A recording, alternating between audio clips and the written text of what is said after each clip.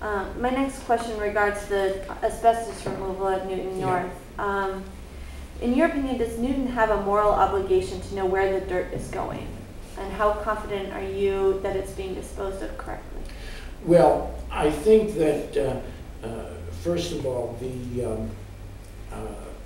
the appropriate removal of the soil from the site and also from the city's bounds is a very important subject and something that we take very seriously.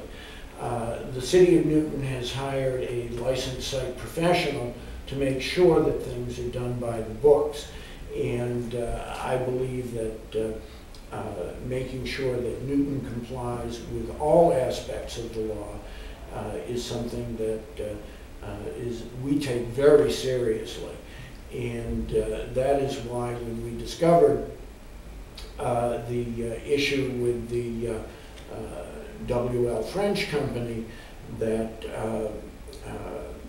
we have examined that and have taken that very seriously. There have been a number of meetings, and the truckers of WL French company have been instructed to make sure that they comply with Massachusetts law and keep the numerical identification sticker placard on their truck as long as they are in the state of Commonwealth of Massachusetts.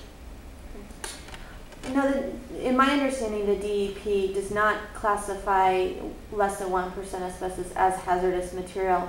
Why is Newton going to the effort of removing the dirt if it's not hazardous material? That is something that our licensed site professional has recommended, and although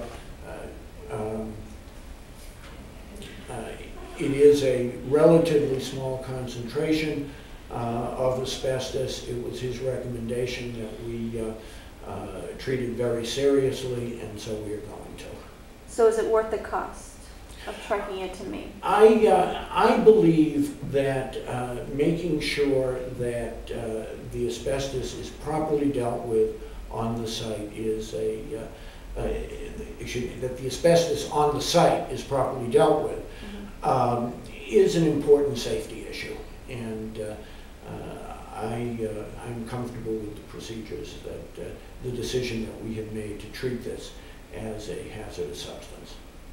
Who is responsible for making sure that this is done right? I mean, who's the last line of Well, ultimately, that's why we hired a licensed site professional, so that Newton's responsibility in this matter would be